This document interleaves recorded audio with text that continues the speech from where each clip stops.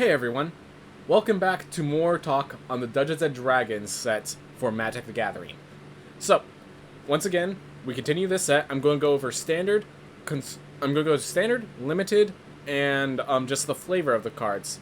Some people on my channel do not play Dungeons and Dragons, so I'm going to go into the flavor the best I can. But I just use the monster manual and stuff. I kind of make my own campaigns. So the specific Waterdeep and that sort of things, I do not know. But we're going to go through every card and just talk about where they're good, where they're bad, stuff of that nature.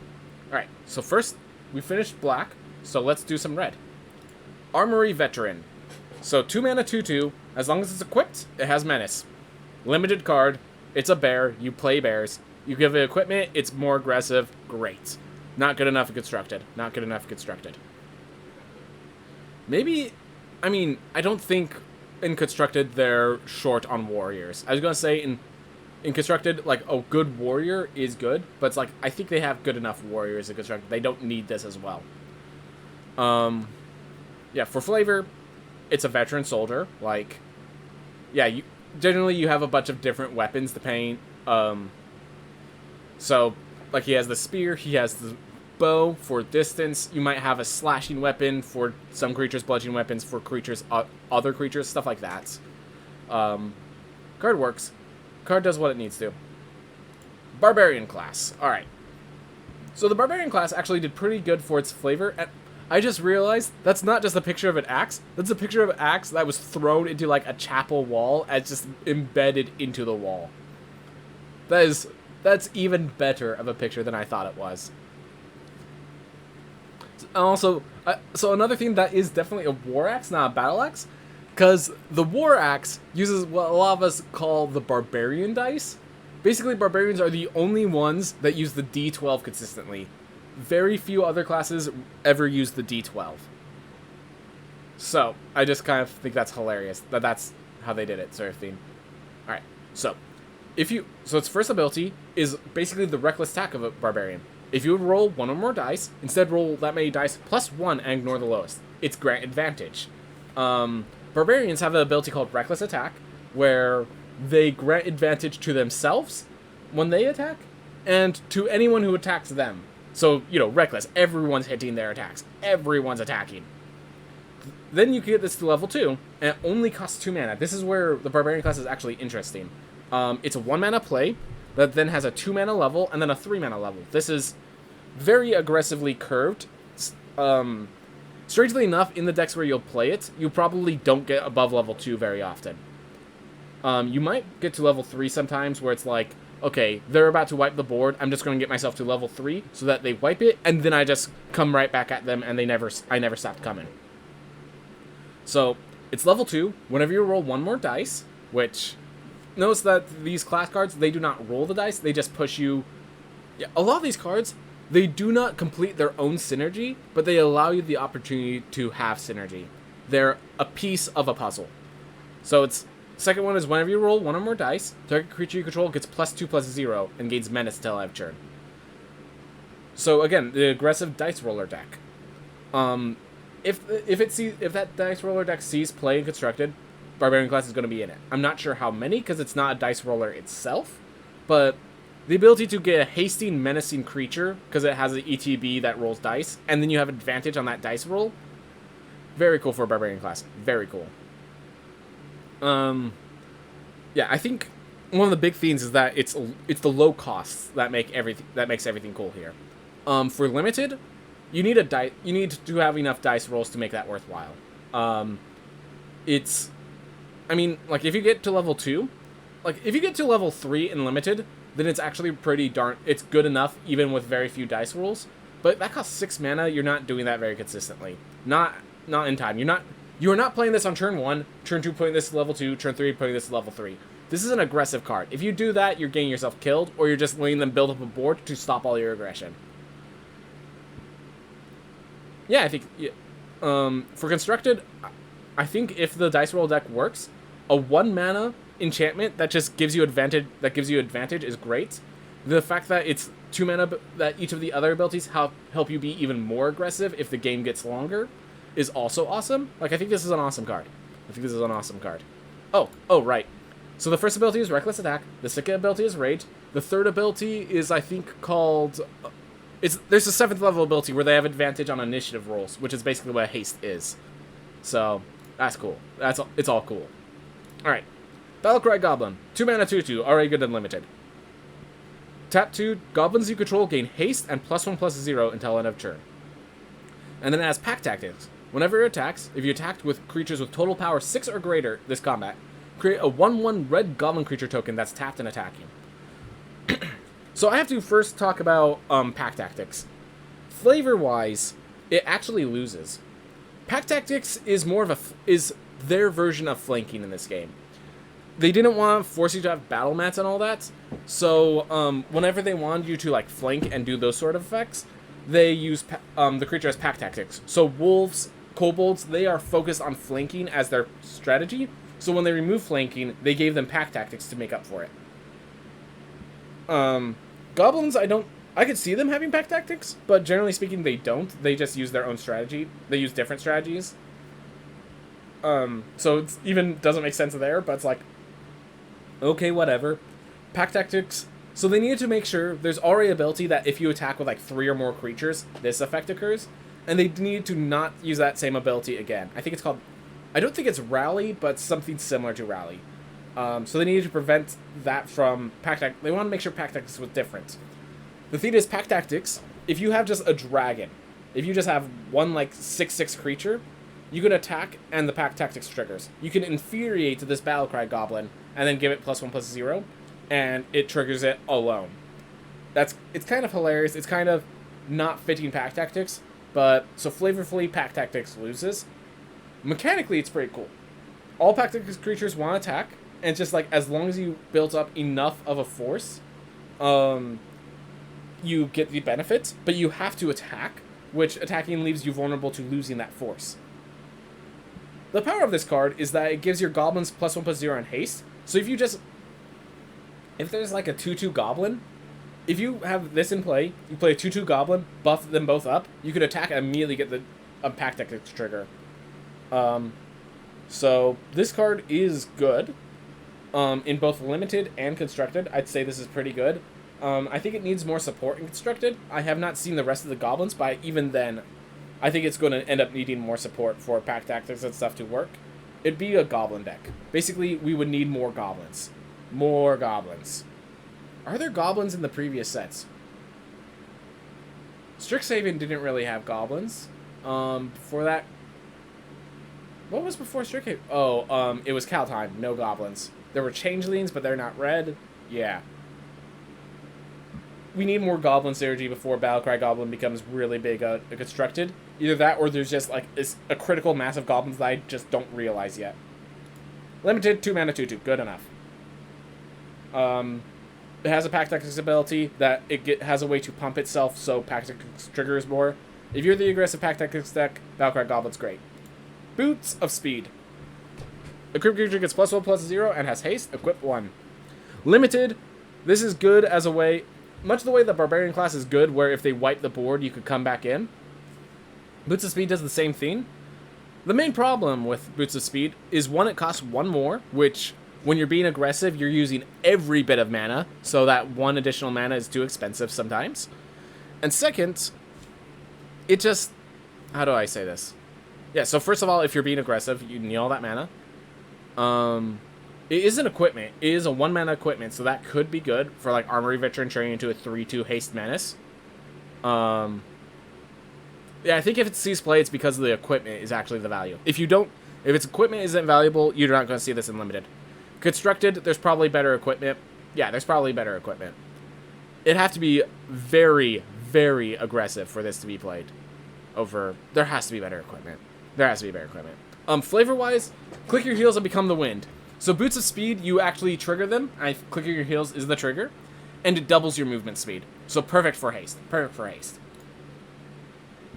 Brazen Dwarf. 2 mana 1/3. Whenever you roll 1 more dice, it deals 1 damage to each opponent. So the Dwarf synergy is kind of cool, but I don't think the Dwarf deck is the roll the dice deck. I think the roll the dice is not a tribal deck. For limited, like, this will deal some damage. This is not your win condition. This you're playing because it's a 2-mana 1/3, and then you roll dice as well. Constructed, the dice deck has better cards like Barbarian and just good dice, the dice rollers themselves. It doesn't need more. It doesn't need more benefits than once you get advantage. That's all the benefits you really need. So not really C play there. Of a Brass Dragon. I don't think Brass Dragons have Fire Breath. I'm pretty sure Gold Dragons are the only metallic dragons with Fire Breath. So maybe they do have Fire Breath. I didn't realize it, but I'm pretty sure Brass is either Poison or Lightning. Yeah, I'm pretty sure Brass is Lightning. So this doesn't even make sense lore-wise, which is sad. Burning Hands. Deals 2 damage to target creature or Planeswalker. If it's green, it deals 6 damage instead. So, limited. This is a kill shot. Great. Against green, it happens to be a better kill shot. Great. You play this in limited. In constructed, oh man. So, this is the Stomp when Stomp leaves. And in the decks where Stomp is not good enough, the decks where Stomp isn't good enough is Mono Green Stompy, for example. In which case, this kills Elder Gargaroth. The main problem with red burn decks is that they can't deal with threats that are too big. The only decks that really make threats too big are generally green decks. This kills Elder Gargaroth. This kills Kogla the Titan Ape. This kills... I'm trying to think what green creature this doesn't kill. I think there's a Tarask at a few things that we'll see later this set that it won't kill, but generally this kills what it needs to, and that's what makes Burning Hands a good spell in Constructed. It's probably sideboard, but it's a good spell when you're needed. Flavor-wise, Burning Hands is just a cone of fire.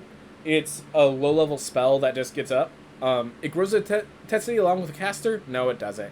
If you're casting spells at higher levels, just cast Fireball. Yeah, this does not scale well, actually. So, Burning Hands is not actually a scaling spell like that. Alright, Chaos Channeler. When it attacks, roll a d20. So first off, limited. 4 mana, 4/3 with a benefit. Probably good enough. Because, yeah, its first benefit, exile the top card of your library. You may play it this turn. Generally speaking, that means 4 mana, 4/3. When it attacks, draw a card. Good enough. Then 10 through 19, you exile the top 2 instead. And natural 20, you exile the top 3. This is an example where I like the natural 20. It's, you just get 1 additional card. It's a little better. It happens sometimes. Cool enough. Good enough. I like it. I like the design of this card. For Constructed, the thing about Chaos Channeler is for it to see play in Constructed, you need to get your Barbarian to level 3. You don't play this on turn 4 and expect it to come around on turn 5. If this is playable in that deck, there has to be, you have to be searching for roll dice cards. Because it does roll dice consistently, and it does have enough health to not die to Bone Crusher. But just really tough. Real tough. Flavor life-wise, so Wild Magic Surge is the ability of sorcerers who get their ability from Wild Mage. Note that they chose how Paladins are Knights, Sorcerers are Shamans. Cool for synergy stuff. And Wild Magic Surge is the example of, complete randomness. One of the famous ones is you could cast Fireball on yourself, or you could turn your skin blue, or you can drain the health of enemies around you. It has a random variance of good and bad effects. And so making it so you just exile top cards from your library, so you kind of choose what the effect is, but it's basically random, because you don't know what that card at the top of your library is a great way of doing Chaos Channeler. So I like the flavor, it wins. Limited, it wins. Constructed, you really need dice roller cards for it to see play in my mind. Critical Hit. Target creature gains double strike until end of turn. When you roll a natural 20, return this to your hand. So in 5th edition, the way you get a critical hit is by rolling a natural 20 on an attack roll. So that flavor works really well. Double strike, it deals double damage. That's what happens when you get a critical hit. You roll twice the number of damage dice. So that flavor works out really well. In the idea, he's killing a zombie. How do you kill what's already dead? That's how. Zombies have an ability where they have a chance of when they would go to 0 health, they make a con save and could possibly stay standing and fighting. This is ignored if they take radiant damage or if you land a critical hit. So flavor-wise, 3 for 3, 10 out of 10. Limited, 2 mana double strike combat trick is awesome. The fact that it could sometimes recur is kind of cool. Constructed. I do not like this card in Constructed. Even if it's good in Constructed, I don't want it to be good. The natural 20 effect, I want it to be a small benefit. For example, exile one more additional card from the top of your library. Fair enough, that works. I think there's another one that creates an additional treasure token. That's good enough, that works. But if you get that, plus you get critical hits, I just want to make sure that's not your strategy. Like, what happens is, because this attacks, what it means is the creature could attack, and it could survive the attack because it double striked through whatever you do. The problem with critical hit is it kind of makes you rely on the nat 20, which is the kind of mechanic I really do not want to see. This is the kind of mechanic I really do not want to see. Ugh. That's why I don't like critical hit, because if the double strike until end of turn is good enough to see Constructed play, I think we would have seen it more already. But the fact that it's not, if this ends up being good enough for constructive play, that's a bad sign, because that means people are just rolling, gotta get that nat 20. I'm okay with a variance deck. I'm not okay with a 5% variance deck. So I do not like critical hit as a design for standard. It's fun for limited, and it's great in flavor. Ugh. Delina, Wild Mage. Whenever it attacks, you choose like a creature, and then roll d20. 75% of the time, you just create a copy of that creature that's tapped and attacking, and exiles it out of combat. And on 15 through 20, you create an additional copy, and you could keep synergizing this, where if you keep rolling, you could make as many, a million creatures. The theme with... So there's actually a theme that there's a creature that grants you advantage. It's a blue 2-mana 1/3. And if you roll that, it's possible to keep getting more and more advantages and basically get near infinite of those guys. It's a 14% chance of creating 20 1/3 tokens with just the 1/3 fairy and this card. Which, the thing is, you're also probably going to take the barbarian card with this. Now, do keep in mind, there's a problem. This is a 4-mana 3/2. As a 4-mana 3/2, it dies really quick to stomp. So you're basically, I would say you probably play barbarian class, and you wait until you have your creatures gain haste before you play Delina Wild Mage. It also means you would give it menace. So this is a card you do have to do a lot of setup. This would be like a... Here's the theme. What I like about this card is that it asks for advantage because it's a 1 out of 4. And it's expensive, so you can't just play this in a non-roll dice deck, so you kind of want to have Barbarian there anyways. And it's just a good effect. Like, everyone talks about the combo with the fairy that gives advantage. Just play this with any decent creature, and it has a good benefit. Like, you turn this into a 5/2 Menacer, and then you get another creature that's attacking, and sometimes you have more creatures that are attacking, and each of them get +2/+0 on Menace. This is a good enough card as just a card, I think. If you're okay treating this as a combo card. I think you put no more than 1 or 2 in your deck. Limited, they usually don't have a way to kill it. You attack, and if you can... And you get a good combo. This is... In both cases, this is your tempo late game finisher. In both limited and constructed. Flavor, this is another Wild Magic Surge kind of character. I guess they're casting Mirror Image, but Mirror Image, the images can't deal damage. Oh well, I'm okay with some creative licenses. This is a good card. I like this card. I do... So, when I say I like this card, I like this on the grounds that you have to pick cards like Barbarian class that give you advantage. If someone just rolls attacks and banks on rolling a 15 to 20 to win, I'm going to suddenly dislike this card a lot. I think that's going to happen... it's not going to happen enough for it to be a concern. It's a 4-mana 3/2. You're not playing it in Constructed if it's not the dice rolling deck and you have a way to get it haste. The fact that Barbarian class happens to have a way to give it haste is why this card could see play. Dragon's Fire. So it's 2 mana, deal 3 damage, or you can reveal a dragon card from your hand or use a dragon you control. and you instead deal damage equal to that creature's power, equal to that dragon's power. They use a lot of text, but that's basically what happens. I do like the card. I do like the... So, it's 2 mana... So, the 2 mana deal 3 damage is sometimes fringe playable. And then sometimes, the fact that it could be just a bigger, harder removal, I think could make it see standard play if there is, like, a Tiamat Dragon deck. I don't think that Tiamat Dragon deck's seen play unless there's, like, some super combo that I have not seen yet. There is a blue-red Dragon deck, but it uses Galazeth, which already only has 3 power, so that was no benefit.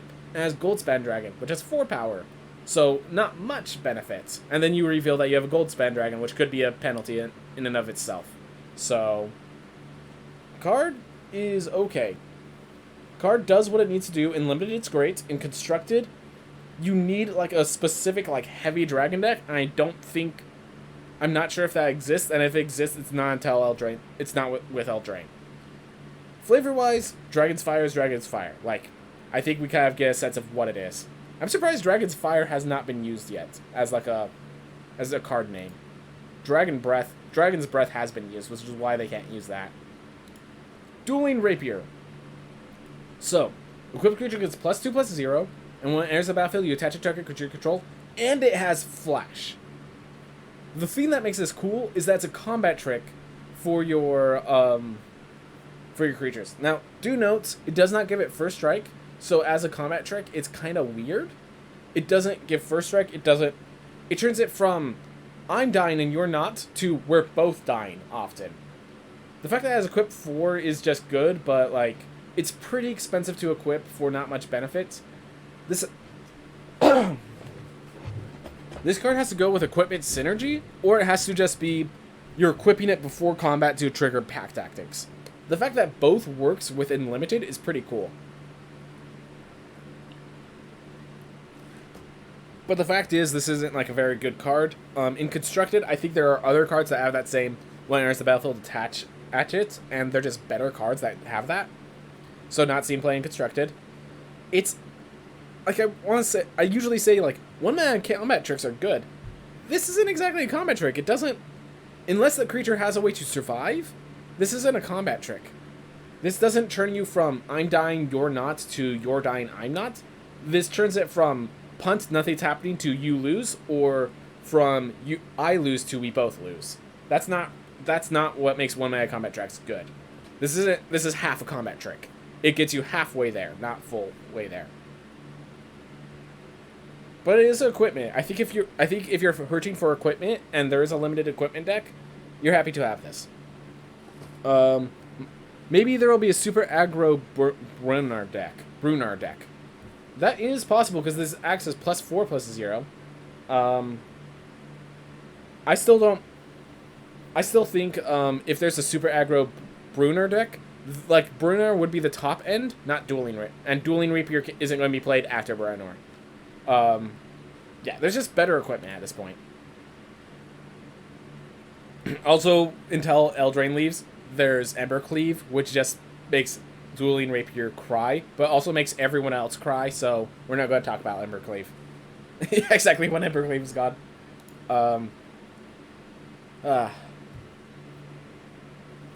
Good enough card. As for Rapiers do... Yeah, it makes sense. Rapiers do not give first strike or anything. It's finesse. It doesn't have reach. It doesn't have anything like that. It's just a good weapon with finesse. So, makes sense lore-wise that it doesn't have first strike. Alright. Earth Cult Elemental. It has Siege Monster. When it enters the battlefield, roll d20. So, really quick, Siege Monster lore-wise is just you deal double damage to structures. So if you're trying to like break down a wall, you deal twice as much damage while hitting it. Alright, so I want to say that because when I say even though this creature has Siege Monster, it kind of fails in the flavor department, it's because this isn't how I would describe Siege Monster, at least. Then again, I guess this is close enough. No, fine. It does well enough in the flavor department. But yeah, so usually it makes each player sacrifice a permanent. If you win the flip, only they sacrifice a permanent, and on nat 20, they sacrifice 2. This is the top end for those This is the top end for a roll deck in Limited. In Limited, you could just play this because it's a 6 mana 6/6. That sometimes has a benefit, and then otherwise, you might have a 1/1 goblin lying around that you could sacrifice for it. In Constructed, it's just 6 mana for 6/6, and you have better things you could be doing. Basically, this on Nat 20, you need to on 10 to 19. This has to be enough to win you the game, and it's not going to be. So, not Constructed play. But great Limited. Good enough in Limited. It's a top end. You get 1, and you're happy. Land Destruction, except they choose what they sacrifice. So it's only Land Destruction if they don't care about their lands. So, and when they need 4 lands and they have 7 and they have 5 or 6, they really don't care about lands, and the Land Destruction doesn't help. Faraday's Fireball. So I'm insulted by this card by the fact that they could have reprinted Fireball. Okay, like this card does fine mechanically. Like flavor-wise, this wins. It's just, I'm insulted because they could have just released Fireball. Fair enough, they have spells like Mordekain's Faithful Hound, but they don't have Mordekain's Fireball. They have Melf's Minute Meteors, which is his version of Fireball. That's Melf's version of Fireball. It's not called Fireball, it's called Melf's Minute Meteors. And that makes me sad that Faraday's Fireball was used to prevent them from having to reprint Fireball. I was really hopeful they'd reprint Fireball. Fireball solves everything. Yes, it does. And it kind of does in the game. It deals 5 damage to target creature or planeswalker, which solves a lot of things. So then you roll dice, and it either deals 2 damage to everyone, or deals 2 damage just to your opponent. In Limited, this is a kill spell. You're happy. In Constructed, you need to have a reason. Like, you might sideboard this in because you need more kill spells, but this is not the rolling dice effect you're looking for. It's like 5 mana, 5 damage is sometimes good enough. It's instant speed, which is great. Like, this can be a good card. This can be a good card, but Constructed is Constructed. You pick the best cards, not the good ones. This could be a removal in that deck, but I have a feeling that deck is so aggressive that if you're not winning the game when you play this... You could win the game when you play this, though. You get rid of their biggest threats, you deal additional 2 damage, you give your creature Menace, like... Yeah, I know of the XP2 Level 3 YouTube channel, but I'm going to finish my card review right now. So, works well enough. Limited, good. Constructed, fringe for the roll dice deck, but could be that sort of stuff. Flame School, alright. So Flame School is just this aggressive undead that after you kill it, you then have to pour holy water over its body or it will come back. It also has access to a single casting of Fireball, which makes them terrifying. Makes them absolutely terrifying in D&D. Alright, anyways, they have flying. In Magic the Gathering, they are 3/1. So yeah, very aggressive, but when you can kill it, you need to kill it. It can't block, because it's just a little... Yeah, that fair enough. And it has, when it dies, exile it. If you do, you also exile the top card of the library. Until the end of your next turn, you can play one of them. So if you play Flame Skull, you can't play the other card. If you play the other card, you can't play Flame Skull. Good aggressive card. Works for the flavor. Limited. This is a finisher. This is a recurring 3/1 flying threat. This is a finisher in Limited. In Constructed... This is also a fit. I think this could see play in Constructed. I legitimately think this could see play in Constructed. It's a 3 mana 3/1 flyer that keeps coming back. And then when it doesn't come back, that's because you gain an even better card than Flame School. So yeah, I think this is a good card. I don't think you play 4 copies in Constructed, but you play a few copies on the top end of your aggro deck.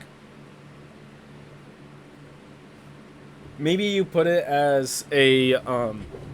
So a lot of time the Phoenix-like cards, you put them in your sideboard for aggro decks for when you need recurring threats. And so maybe that's where it goes with an aggro deck.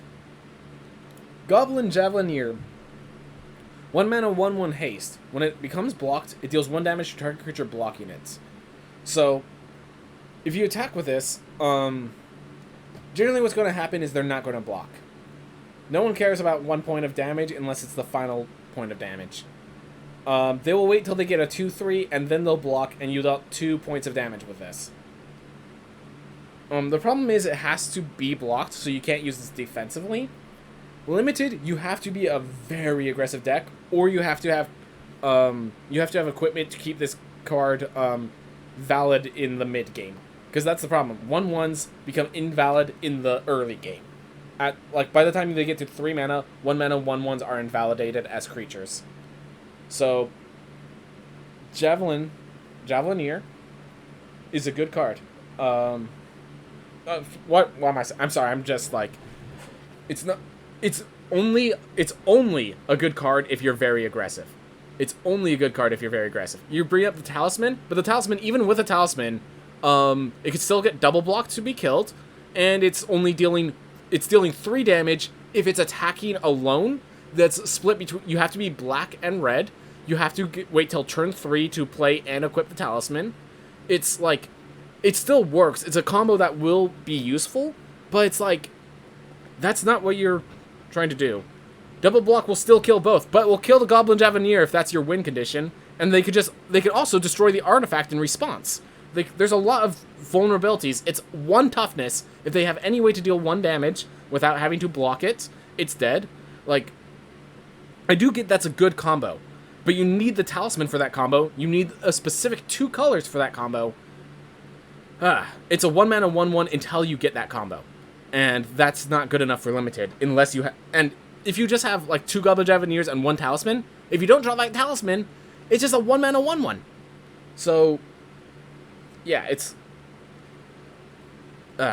you need to be very aggressive for this card to work, and if you're very aggressive, I don't think it's attacking alone. So, in Constructed, there has to be a Goblin deck.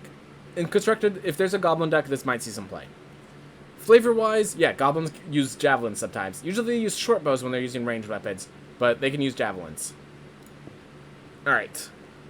Goblin Morningstar. Oof. So, 2 mana, group creature gets +1/+0 as trample, and equips for 2. That could be good sometimes. When it enters the battlefield, you roll d20, and you either create a 1/1 red goblin, or you create a 1/1 red goblin and attach Goblin Morningstar to it. So, if it just automatically equipped the Morningstar, I would say maybe there's some fringe play in Constructed. I want to say that if it always equipped, maybe there's some fringe play in Constructed. Even in the Roll20 deck, I'm not so sure about it. The creature would have haste with the Barbarian, so later on it'd be good. It does give trample to your menacing creatures. The thing is, if this sees play, it's because you need the trample, I feel. In Limited, yeah, create 2 mana, get equipment, create a 1/1. Sometimes it's a 2/1. I think that's good enough. In Limited, this is good enough. In Constructed, I don't think so. I think that, again, there's better equipment. Yeah. Flavor-wise, usually it's the Bugbears that have Morningstars. But yeah, Morningstars are a thing. These goblins are usually dex-based. So while they use Javelin sometimes, they're usually using dex-based weapons. Morningstars are not dex-based weapons. Actually, wait, I think that's a... I have no... No, there's a rat. So I was going to say, maybe that is a Bugbear, but Bugbears are medium-sized, not small-sized. Alright. Hoarding Ogre. When it attacks, roll a d20. You create 1, 2, or 3 treasure tokens. This is a 4-mana 3/3. This is a 4-mana 3/3, and its roll a d20 effect does not draw you a card. It does not make it big enough that it can't be blocked. It just creates mana. Maybe the mana is useful and you could use it in Limited. You're not using this in Constructed. You're not using this Constructed unless, like, the treasure deck is so powerful that you just need more and more treasures. Even there, you'd rather play Magda and make it dwarfy. This is an ogre. Limited, maybe, if you're aggressive enough, if you have a big dragon at the top end, if you have combat tricks to play with those treasures. But it's not in every deck. Nah. Yeah. So it seems like it's raiding a cart, which I guess makes sense for ogres. Ogres, well, actually, lore-wise, yeah, ogres are usually the big lugging enemies that, like, work alongside the goblins that think of the strategy. So, could see a hoarding ogre working with that. Lore-wise, it works. Hobgoblin Bandit Lord. 3 mana, 2/3. Other goblins get +1/+1. And you could tap a red and tap this creature, to have it deal damage equal to the number of goblins that entered the battlefield this turn to any target. So in Limited, this is already, it's a 3 mana 2/3, kind of fringe. If you have some goblins, it could then actually act as a kill spell for small creatures, which is pretty cool. If you end up Goblin Swarming, which there are some cards that Goblin Swarm a bit, it actually acts as an actual kill spell, which is great. It's a pump for those goblins. I think this allows for a... As I said, Goblin deck, it needs more Goblin synergy, but this is the kind of card that says once it gets that Goblin synergy, it becomes scary. This is a good card. This is a really good card if it has its synergy. The problem is just making again, I don't know if there's like suddenly, like if there really is enough goblins here. I don't think so for constructed. Limited, do you have goblins? Yes or no? That decides whether or not you can play this. Flavor-wise, hobgoblins are actually seen as one of the more intelligent goblins. So usually it's either a goblin or a bugbear. A hobgoblin or a bugbear that leads a group of bandits. Bugbear if they're using more strength than intelligence. Hobgoblins if they're using more intelligence than strength. I like that. I like that. And it's a rogue, so yeah, it makes more sense. This is the bandit lord of a more sneaky operation than an aggressive one. Hobgoblin Captain. Whenever it attacks, if you attack with creatures with total power 6 or greater, this gains first strike. So this is cool, because if you have Pack Tactics, this could attack without dying. If you don't have Pack Tactics, it's a trading 2-mana 3-1, which is often good enough in Limited. In Constructed, Pack Tactics has to be a really good ability. I don't think this is playing Constructed. There's just too many good cards. Flavor-wise, works well. Yeah. Hobgoblins do not fear death. For those who fall in battle, have gained glory eternal. I would say, like, flavor-wise, fair enough. Hobgoblins do care about their image more. I would say hobgoblins care more about their image than death. So even if they don't gain glory eternal, oh yeah, actually that's their image. They gain glory from the other goblins. It doesn't care about what happens when they die. They gain glory in the face of the other goblins. Therefore, hobgoblins make sense. All right, cool. So yeah, I think whether you play this depends on whether or not you could get Pack Tactics active. So I think it's a pretty good card. If you have two of them, they can attack pretty well. Yep, exactly. If you could get Pack Tactics active, they can attack really well. Great card if you trust in Pack Tactics. Hulking Bugbear. 3-mana 3/3 haste. Good and limited. Constructed, there has to be better cards. So I like this card. I'm just kind of, with how far Magic has moved, I'm surprised the card with so little text has made its way to uncommon. Like, by all means, I like the design. I like very simple design, and this works for a Bugbear. It's just, I'm kind of impressed this made its way to uncommon. I feel like with today's design as an uncommon, it should have been like a 3/4 haste or a 4/3 haste. Like, it should have had one more stat. Or it could have been moved to common, and actually a common 3/2 haste just sucks. So, I think this could have been... I'm surprised this is uncommon. Maybe they just realized in Limited it's too strong. Which, I believe. You go Hobgoblin Captain into Hulking Bugbear, and suddenly you have Pack Tactics on the turn this can first attack. Oof. Oh yeah, I already bought the gems at the MTG store. Thank you for letting me know. Alright. Improvised Weaponry. It deals 2 damage to any target, and you create a treasure token. It costs 3 mana. Treasure tokens have to be really good. In Limited, this is a kill. This kills enemies. This triggers treasure synergy, which I think there's enough of. So in Limited, okay, works. It is a common card. You don't want your deck too many of them. It doesn't kill everything. Constructed, no, you have much better ways of creating treasures. Basically answers it. Improvised weapons in Dungeons & Dragons, yeah, they deal small amounts of damage, but you can basically use them whenever you need to. So, I think that's fair enough. That's a fair enough. Deals 2 damage. It's good enough, but it's not good damage. Yep, sounds about right. Inferno of the Star Mounts. 6 mana, 6/6, can't be countered, flying haste, and then it has Dragon Breath. And if this happens to bring its power to 20, it deals 20 damage to any target. So you win the game, basically. Or, I can't wait to see this. Someone's going to finally get it, and they're just too busy. They're going to get 14 mana, and they're too busy mashing the Inferno of the Star Mounts to activate its ability. They accidentally target itself with a deal 20 damage to any target. I have a feeling that's going to happen.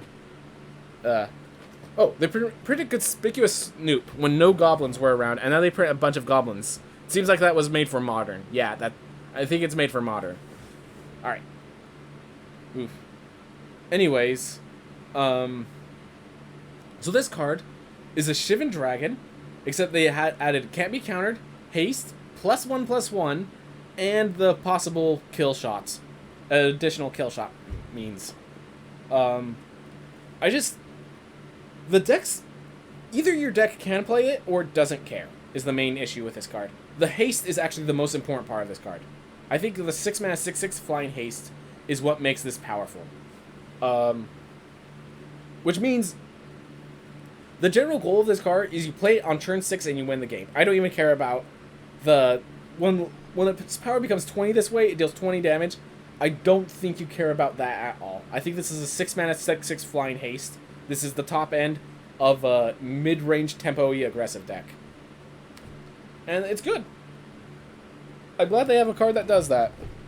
Someone was saying something about using Ironcrag and double power to kill someone like this.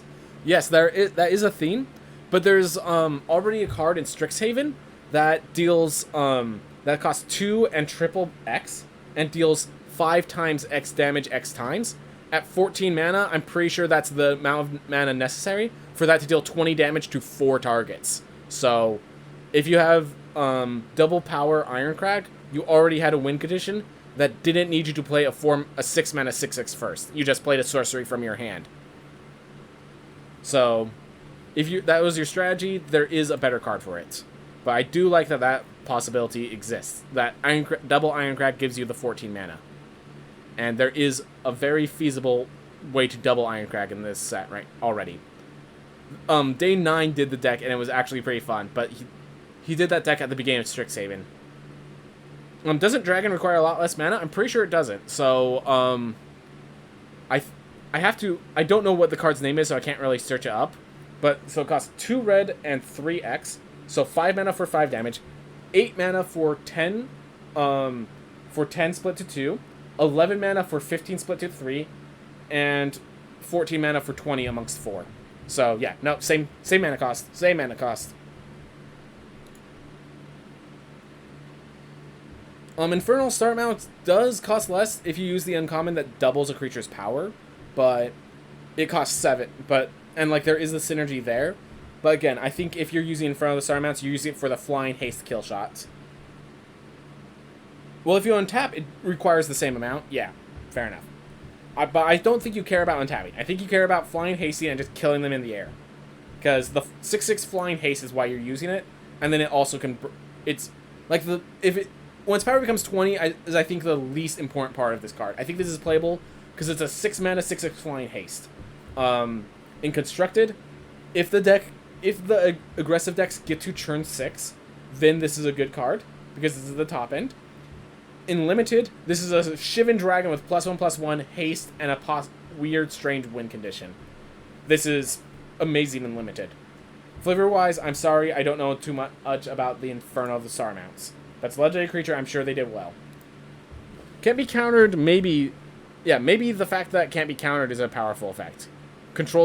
Maybe there will be a red control deck for the first time in a while? I'm pretty sure there already was there was a red control deck, because Ugin's in play. Ugin with Ironcrag already made a red control deck. It's not tier 1, no, but there already exists a red control deck with Mazemind Tome, Ugin the Spirit Dragon, things of that nature. So yeah, there already is a red control deck. I think this is too aggressive to be part of that. Yeah, it's kind of like tier 3. I think it's tier 3 precisely.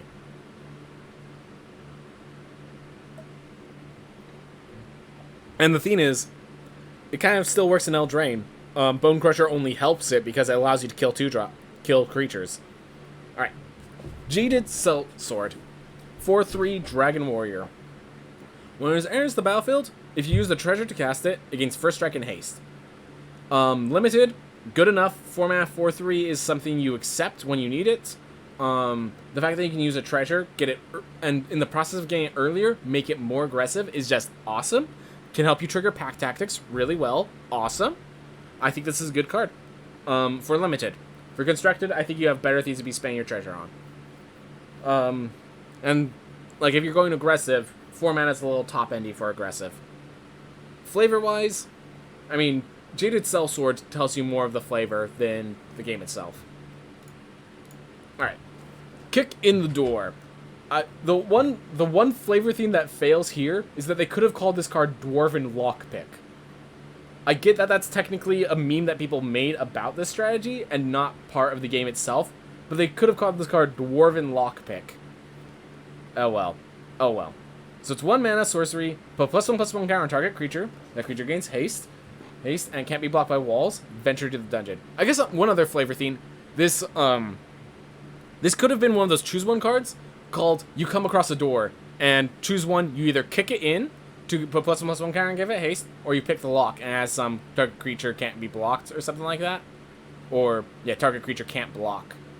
Something of that nature, but oh well, this is a cool way to do it. You venture to a dungeon. I will say, if this sees playing constructed, it's because it is a 1 mana venture card. This is not particularly a lot of Forgotten Realms flavor in general, and I'm going to look for it. I'm going to look for it, man. But, and I'd say there's actually quite a bit of flavor. There's quite a bit. It's just there's so much flavor in that world that there always could have been more. There always could have been more, so that's why people feel like there's not a little flavor in general. But you compare this to other sets, I feel like this is actually pretty good. Like, D&D is kind of generic fantasy to an extent. It's more generic D&D flavor. Well, I want to be clear. I love that's generic D&D flavor. If there's Forgotten Realms flavor, I wouldn't know, because, as I said, I don't know Infernal of the Star Mounts. But, like, Forgotten Realms, you have to remember, is generic D&D. That's the generic world for Dungeons & Dragons. So, I'm actually happy with them having more D&D flavor, if anything. So, anyways, again, limited, you need to be pretty aggressive you need to either be pretty aggressive or you need to really want adventures for this to be good. For constructed, I feel like if this sees play, it's because it's a 1 mana venture trigger. Then again, honestly, like if you're doing the Tomb of Acererak aggressive, like they lose life, you get +1/+1 counter, you give it haste. I think it's too fringe. I think that's too fringe for constructed. But yeah, cool. Still cool. Like, don't think Infernal of Star Mounts has anything to do with Forgotten Realms. I mean, it's a legendary creature. I'm sure there's something that just you and me don't know very well. That's all I'm going to say. I don't think they'd make that card. The Star Mounts is definitely a place in Dungeons & Dragons. And the Green Planeswalker you think is definitely a made-up character? Alright, fair enough. I get where you're saying it's D&D. Anyways, Magic Missile, the most D&D spell in the game. Can't be countered, deals 3 damage, divide amongst 3 targets if you'd like. Yeah, it's basically, deals 3 damage, divide as you choose. And so I think this is, like, the one thing is that instead of can't be countered, I would have liked damage can't be prevented for flavor-wise. So the whole thing about Magic Missiles is you never make an attack roll. You cast the spell, and it deals its damage. You get, at least in 5th edition, you get 3 darts that all travel to their target, deal their damage, and that's it. Unless they have the shield spell, you cannot block the damage. Which I guess they're getting the sense that if there's a shield spell, it prevents damage, which allows it. But, so I guess the can't be countered is how they do the you cannot miss with it. Fair enough. The 3 damage is perfect. Fair enough. Good there. Limited, it's a damage spell. Going to work. It's going to be good. You either kill 1 decent target or 2 smaller targets. Sometimes you kill 3 1/1s. Pretty good. Standard. The split damage needs to be useful. I feel like this might be a sideboard card for specific matchups, but I'm not even sure what matchup you need for it. The 3/3 legendary green creature is a made-up character in non-Forgotten Realms. Huh. I had no idea. Good to know. Meteor Swarm. So Meteor Swarm is another 9th level huge spell. This is the ultimate fireball. You're casting this instead of Wish. Wish is not strong enough to give you Meteor Storm. 3 red and X. Deals 8 damage, divided as you choose among X target creatures and or planeswalkers. So it's 4 mana, so let's just be this clear. It's 4 mana, deal 8 damage. 5 mana, kill 2 medium-sized creatures. 6 mana, kill 3 medium-sized creatures. Like, there is a maximum. There is a maximum. You can't sink, Crackle with Power. That's the card. So, Crackle with Power.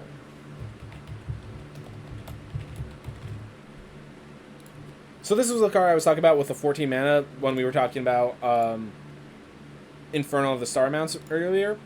This is now Crackle with Power. You cannot sink 14 mana and win the game off of this. You can't even target non-creatures.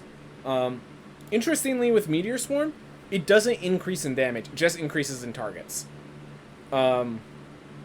Limited, if this removes a card, it's good. If this removes 2 cards, it's great.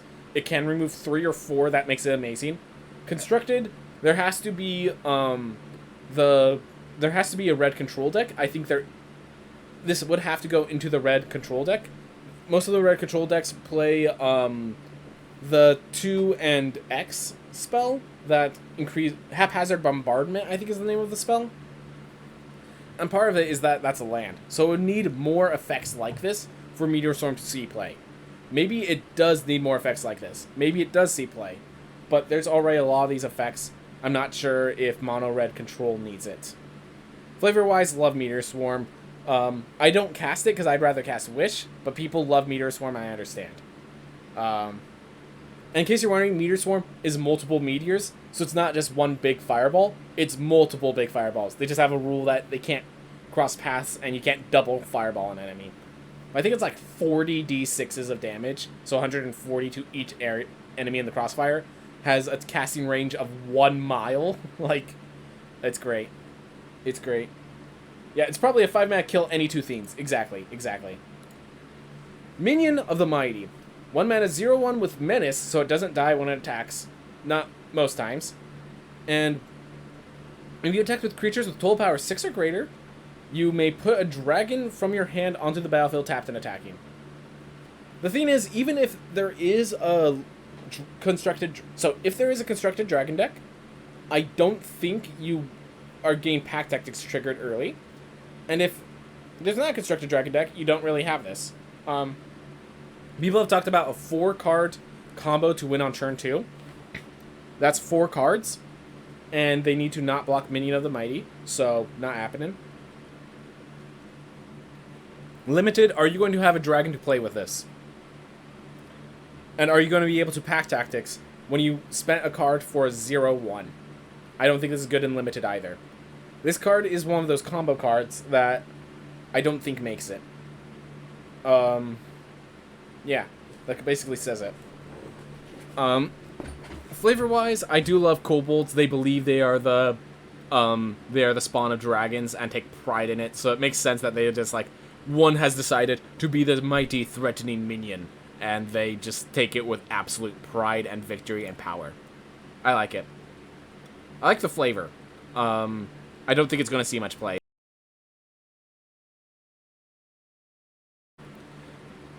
I think this is actually really good. So it's ramp in non-green so if there is a dragon deck, it's ramp for non-green, and then once they get rid of your creatures, you sacrifice the ramp card for more creatures. So I think this actually could be like as much as a 4 of in the dragon, if there is a dragon constructed deck. I think this really helps the dragon constructed deck exist. And it also allows it to be mono red while still getting fiends like Tiamat into play, which is really cool. So I think Origin in Time is good and constructed. In Limited, not enough dragons. Not you're paying 3 mana to search for 1 dragon, usually. Not good enough in Limited. Love the idea. And yes, Orbs of Dragon Kinds are, I think they actually control dragons. It's a pretty powerful legendary artifact that usually I don't bother with touching in my games because it's just, I think you control dragons, which is just absolutely insane. Plundering Barbarian. 3 mana 2/2, but when it comes to play, you either destroy an artifact or create a treasure token. Limited, you might have some good treasure token synergies, and then having the ability to destroy an artifact is useful. I don't see you having more than 1, but it's good to have 1. Constructed. Sideboard at best. Probably not happening. Price of Loyalty. Gain control of target creature until end of turn. Untap that creature. Well, actually, hold up. Plundering Barbarian in the Dwarf Artifact deck might see some play just as a 3 mana, like, it is a Barbarian. It creates a treasure token, and then attacks, creates another one. And then also sometimes you can destroy artifacts. Maybe there it sees a little play as a Dwarf Barbarian. But I doubt it. Price of Loyalty. Okay, so now back to Price of Loyalty. I feel like this is a reprint. Get control of target creature, untap it, it gains haste, and if you... Okay, it's not a reprint because of the mana from treasure is the new theme. If you use a treasure, it gets +2/+0. So, this is more of... for again, this is limited only. It's for the aggressive deck, so that it can close out its finishing turn. You just deal their biggest creature and attack them with it. That's kind of how it works. You know how it works. You don't want more than maybe 2. You don't play it on turn 3. You play it on turn 5 or 6 when it's time. You play it when it's ready. Not every deck wants it. Flavor-wise, it's bribing the guard. Red Dragon. 6 mana 4/4 flyer that also deals 4... So it's just basically a 6 mana 4/4 flying haste, except it ignores that first attack. Which, in Limited, is great. In Constructed, doesn't really see play. I think the card's called Volcanic Dragon. I'm going to actually look for it. Volcanic Dragon. Yep. Literally even same mana cost. 6 mana, 4/4 flying haste. It just ignore... That first attack always hits, is basically what Red Dragon does. Which makes it better than Volcanic Dragon. In Limited, Volcanic Dragon is always good. Therefore, Red Dragon's good in Limited. In Constructed, I don't think Volcanic Dragon has ever seen play. I could be wrong, but I'm pretty sure it doesn't see play. Therefore, Red Dragon has the same issue. Let me check. It's been printed since 7th edition? Okay, during 7th edition, it saw play. I'm certain. If it's been... Oh, 6th edition, yeah. If it's been around since 6th edition, sure, it's seen play. It's seen Constructed play. But not anymore. Not anymore. Even the Dragon deck probably has better dragons. Rust Monster. So Rust Monsters are... They don't deal much damage, but they have the ability that whenever they hit you, they like start eating away your armor, and whenever you hit them with a weapon, it starts eating away your weapon. It's one of those weird things where you're a fighter, you can counter a Rust Monster, and suddenly your best strategy is to put away your swords, take off your clothes, and just start punching the thing. Because it's not very damage dealing. It doesn't deal much damage, and it's pretty easy to kill. But as an animal, it specifically eats armor and doesn't care about the person wearing the armor. So, be careful with these things. So it's a 3-mana 2/1 with first strike. Could be good enough for Limited. Sacrifice an artifact, usually a treasure token. It becomes a 4/1. So the power of this card is you have one treasure token stay on the side, and you just keep attacking because they will not block because they know you'll just sacrifice the treasure and win the trade. And so you just keep attacking for 2 damage constantly, consistently, and you just keep putting on power. You see with Red Dragon, it also has Vigilance because it stays untapped. Ooh, that is good. So, with Red Dragon, because it skips that first attack, it also stays untapped.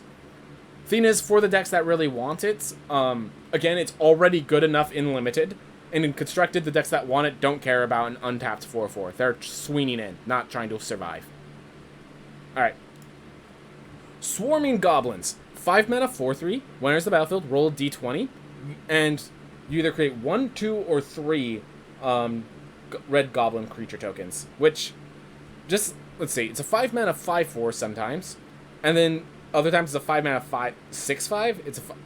It works well with pack tactics stuff. It swarms the board. If you have that Hobgoblin commander, you deal a lot of damage with this card. It becomes a kill shot. This card is good in Limited. In Constructed, as I said, unless we got a full culmination of goblins, I doubt it. Give us more goblins. I'm good to see this in the goblin deck as the top end, but I'm not so sure.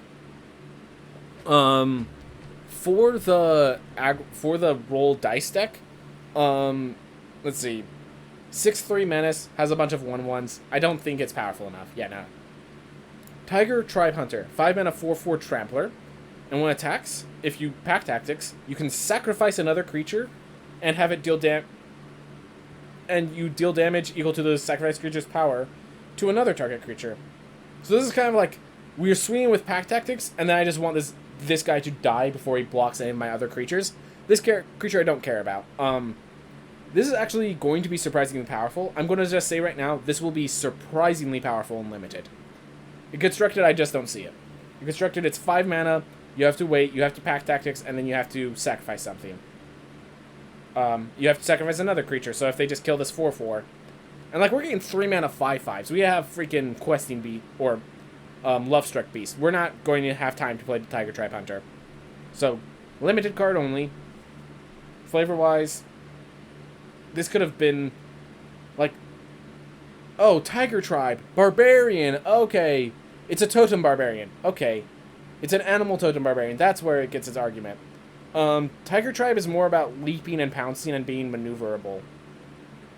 Fair enough, fair enough. Unexpected Windfall. 4 mana instant.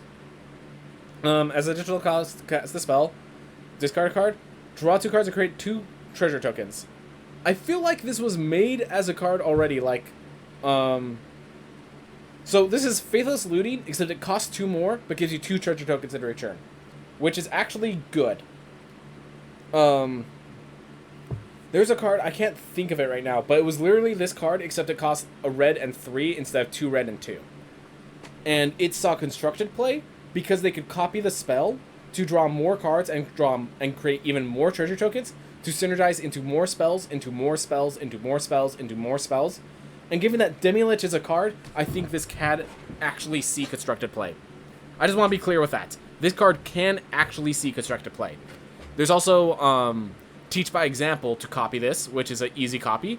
Both have instant speed, so you could leave your mana up to hold up like counter spells or tricks or stuff like that. And then you just Teach by Example an Unexpected Windfall, fill up your hand, create a bunch of treasure tokens, and it costs you 3 cards. Like, I think this is a good card. I think this is a card that, like, you will be surprised this will randomly see play in a constructed deck, and it can do it. And then we have all these treasure synergies, so it can do it even more. For limited, it's actually worse than limited. A lot of time, like, it does work in limited. I'm not going to deny that. But 4 mana being left open is kind of harder to do in limited. Especially with how aggressive this format seems to be.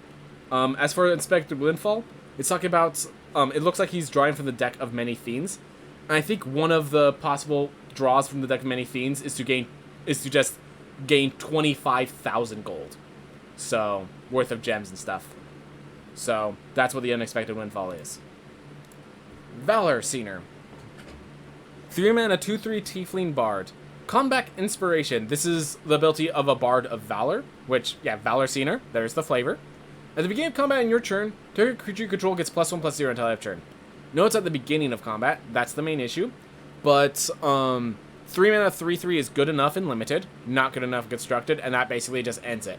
It's okay in limited, it's good in limited, not in constructed. 3 mana, 3/3 is good enough. If you're the aggressive red deck, you'll like this card.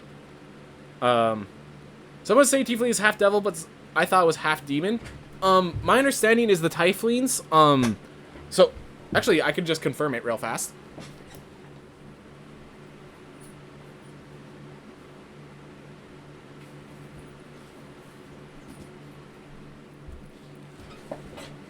Mordenkainen's Tome of Foes.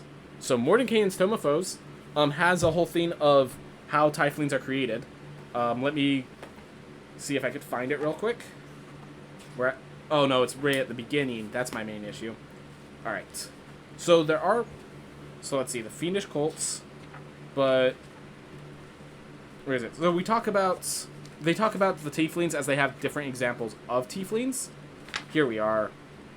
Alright. So the DM's option, where is it? The Tieflings connected to Nessia's command, where does it explain it? But, alright, so I guess this doesn't explain it in any simple form, but Tieflings are all basically based, it is the cost. Like, if someone does something wrong, they, Asmodeus or the other devil that they made the pact with will sometimes turn their child into a Tiefling. And so, there's all these Tiefling sub-races.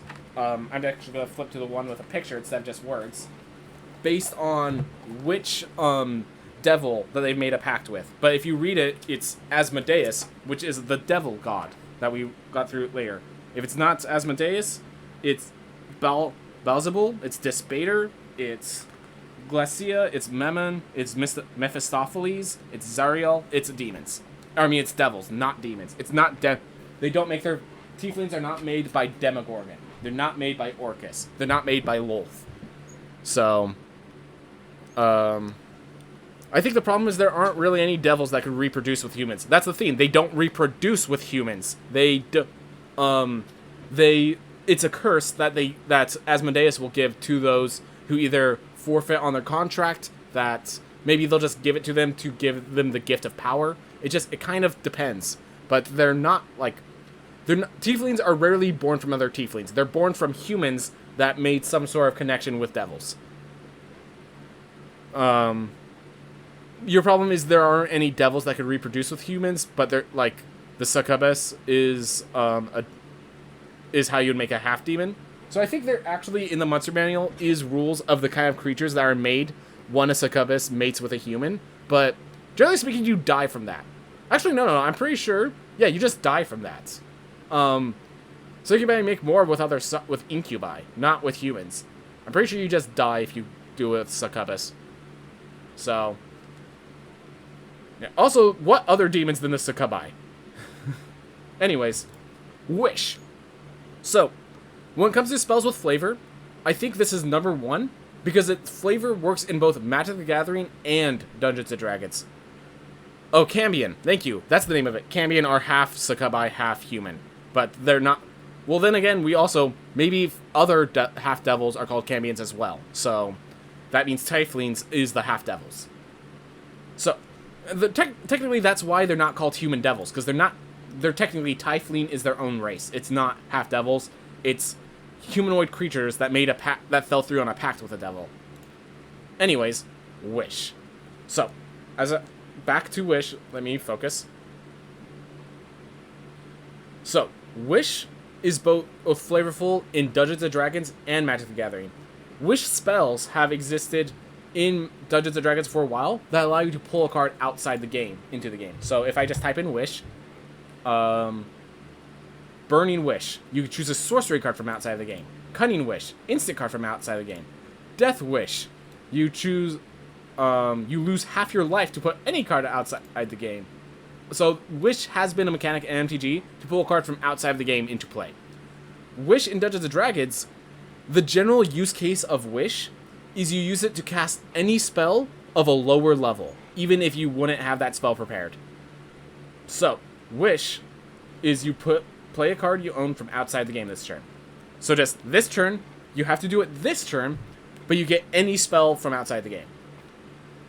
And that's like beautiful in both D&D and Magic the Gathering, which is absolutely 100% fantastic.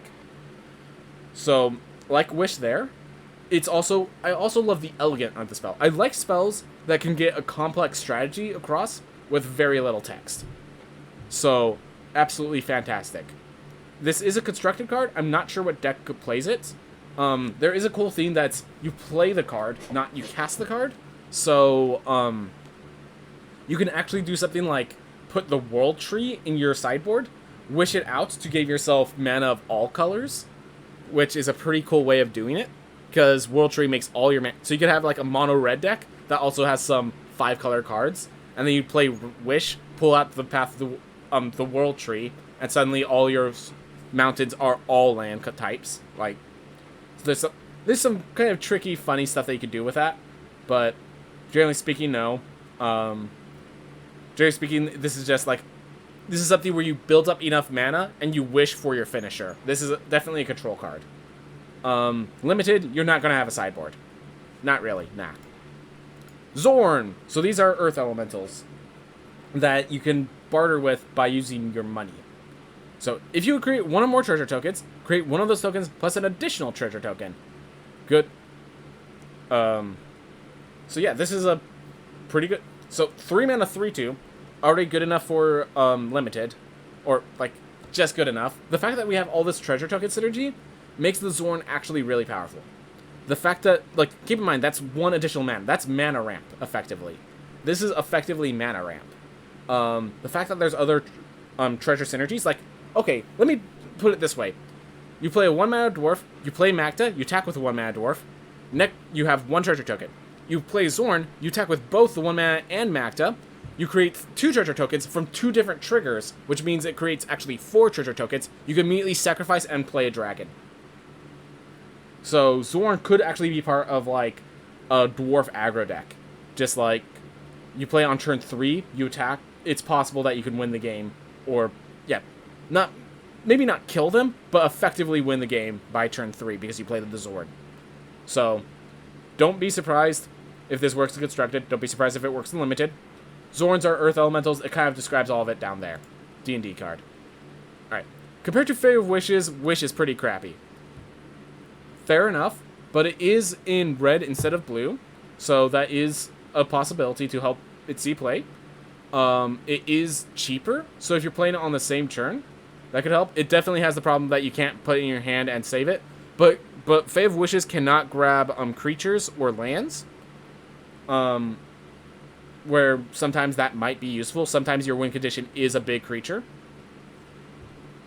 And again, when I'm talking about Eldraine seen play, I'm also considering the fact that Eldraine is I should have probably clarified that I wish seen play when Eldraine rotates, or if there's some surprising combo that I have not seen yet. Keep in mind there is some sort of there is a tier 3 mono red control. So you come to the Null Camp. So 2 mana instant. Up to 2 target creatures can't block this turn. Good for your aggro deck. Or target creature gets +3/+1. So you can either use this to help you finish off an opponent by doing the last bits of damage, or use it as a combat trick to give your creature +3/+1. Big problem with the +3/+1 combat trick is it usually you want a creature with higher toughness than power, but the kind of deck you want this in is one where you want higher power than toughness. It will work. It will be good enough sometimes. You don't want more than 2. Maybe you probably only want 1. You don't want more than 2. You're not picking this anytime early, but it's good enough in Limited. You'll see it play. Constructed now. Constructed just now. You find some prisoners. 2 mana instant. This one might see Constructed play. So, you can either destroy an artifact, or you can exile the top 3 cards of an opponent's library. You choose one, and you can cast it. You can play it. And you may spend mana as though it were mana of any color to cast it. Notice that this card is instant speed, and that it says until the end of your next turn. You could totally just, like, play this to just grab their lands, to grab a land if you need one, to act as, a sort of strategic planning style, filtered card draw to make sure you scry and then draw a card, because if you just need lands, you often don't care whether it's your color lands or their color lands, you just need lands. Sometimes you get a good creature from their side, you take it. Usually cards are synergy based, so that doesn't help you as much, but still it's useful as that, as well as it being artifact destruction when you need artifact destruction. The fact that it's instant speed is what makes me believe this might see some play in Constructed in like the Demi-Lich, in a Demi-Lich deck, so that it can actually, it's just another spell that gives you more spells. So it could give you more spells. So I do think this could see play in Constructed. In Limited, the Interrogate Them is often like, so in Strixhaven, Curate was a playable card, but it was also a very different format. If your deck could play Curate, your deck can play this card. Not every deck wants it. Decks do not want more than a few. You see a pair of goblins. You charge them to give your creatures +2/+0, or you befriend them to create 2 1/1 red goblins. I just love how they're just like, oh, maybe, like, they're being, like, the idea of befriending the enemy, and they just show you, yeah, look at that one over to the right. Are these really the things you want as friends? Just, I guess, let us work together and help serve the evil of the city. That's going to end well! Like, I love the idea. But what I'm saying is I love the ridiculous art of them. So, Limited, good enough. It's 3 mana, create 2 1/1s, or give yourself a combat trick. This is uncommon because this is actually a finisher. Because it's instant speed, you can wait for them to block and then blow them out in multiple different places. Or you could just create 2 creatures. Again, so I'm going to eat my words if I say this is good and constructed, but that Demi-Lich deck, I could see myself playing 1 if not 2 copies, just to help myself not exactly the Demi-Lich part of the deck, but the source. There's a card called Sorcerer class that we're going to run into later. I think this could see play in the Sorcerer deck because it wants a lot of instants and sorceries, and then it also takes good advantage of creatures. So only in that deck, because of the spell Sorcerer class, do I think this card can see play, because you're kind of wanting to swarm with a bunch of 1/1s, and then you want a lot of instant sorceries. So the fact that if you swarm with 1/1s, you could turn them all into 3/1s to kill your opponent, or you could just get more 1/1s, is pretty good. I think this could actually see constructed play. Alright. Zalto, Fire Giant Duke. So D&D lore, where Frost Giants are more aggressive, like just raw combatants, Fire Giants are much the same, but prefer cunning and intelligence and craft over just raw power. So you could see they have this huge invention that's like held up with chains versus Frost Giants just kind of go walking around with just their axe in hand. So that's the big difference. 5 mana 7/3 Trampler. When it's dealt damage, venture into the dungeon. So this is in limited. It's often a win condition because it's just a 5 mana 7/3 Trampler. All right, the fact that it's just 5 mana 7/3 Trampler is sometimes enough in limited. Venturing is about half a card in my mind, so that's also an advantage. The fact that you could buff it with like +3/+1 and stuff buffs it even more. That's also an advantage. And then for constructed, the big problem is it's 7 mana. This would have to be a win condition of some sort of venture deck, and it doesn't have an advantage when you complete the dungeon, so it's like... So if you have some sort of thing where you're dealing 1 damage to everything, and just you constantly peen this to have that trigger a lot of times, Venture the Dungeon is half a card draw, but it's not a card draw. You can't... How do I say this? I don't see how this works in Constructed because it only has 3 health. It's 5 mana, only 3 health. It doesn't have haste. The venturing into the dungeon is either very aggressive, or just matters that you're triggering it in multiple different ways. I don't see Zalto seen playing Constructed. Zariel, Archduke of Avernus. So this is the fallen angel of Avernus. They decided it was a planeswalker, which probably fine. I do like it. So it's +1. Its creatures you control get +1/+0 and gain haste. I believe we saw that on a Sarkhan planeswalker. And the main problem is that means suddenly your creatures are not protecting you. They're charging into your opponents. Its +0 is create a 1/1 red devil creature token that when it dies, it deals 1 damage to any target. This is the part that makes this card powerful. The fact that you could just, even in limited, you can play this for 4 mana and just create a recurring 1/1 red devil creature tokens. Just keep creating more and more of these creatures to wall the line, I think is the main power of this card in limited. The problem is, even in Constructed, it can't really protect itself, and you need to +1 twice to get its emblem. And its emblem basically gives you an additional, you only untap 1 target creature you control, but you get an additional combat phase after this phase, which is, it's in the decks that need it, that's good, but I don't think it's good enough for you to fight for it. I think you're playing this card because it makes a bunch of 1/1 red devil creature tokens. In Constructed, I think that's not strong enough. If there's a Devil Synergy deck, which, again, I'm really disappointed that Tieflings are not Devils as well, but if there is a Black-Red Devil Synergy deck, I think this could see play just because it makes the Devil creature tokens. Otherwise, there's just so many strong cards in Standard. I don't see what deck this is going in. I don't see what deck needs this card.